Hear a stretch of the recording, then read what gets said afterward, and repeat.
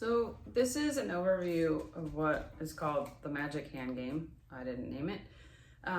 But this is something that you can do on walks or trying to get your dog in a better heel position. So you're gonna have some treats or food in your hand, and it's kind of some prerequisites to this game is your dog should already be good at catching food, because you're going to be dropping food and we want them to catch it.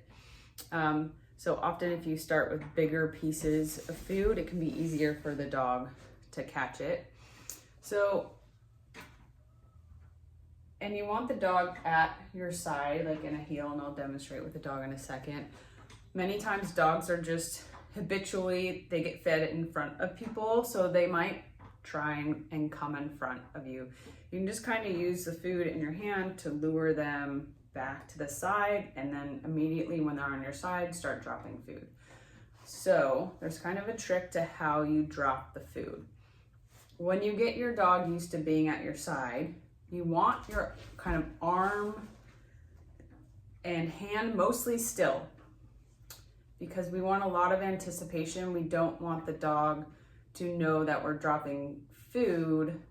They're kind of waiting and guessing. So what I do is I take a piece of food and kind of roll it onto my index finger, and then I just push it out with my thumb. And the dog is looking up, like waiting, just waiting for that to drop. So if you're moving your hand, that's cueing them when it's going to drop, and then a lot of times that's when the dog will start jumping, because they know it's about to drop. So I would practice that without the dog. Practice getting the food to your index finger and being able to move it around without moving your hand and arm a whole bunch. And then just practice kind of rolling that treat off of your hand. So now I'm going to demo what it looks like with a dog. So let me adjust the camera here. So we have Goose, and she's done this before, so it may look different with your dog. So she knows I have food in my hand, so I'm just gonna get her next to me and see she knows to follow my hand. And then I'm just gonna drop food. So she looks up, drop food, looks up, drop food.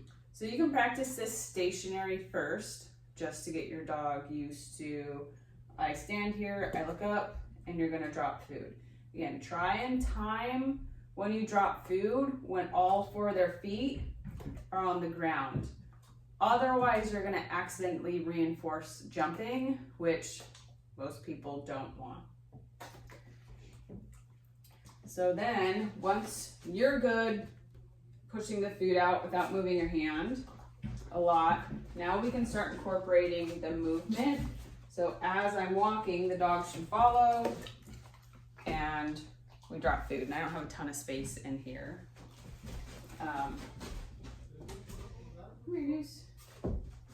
And so what this will look like on walks is the dog is going to be much more focused and engaged on you, because they're anticipating good things coming from you, and not be so focused on the environment around them. So this can be a good thing to start your walk with, like it's literally as soon as you go out your door, get your dog's focus and attention on you, just to kind of set that tone.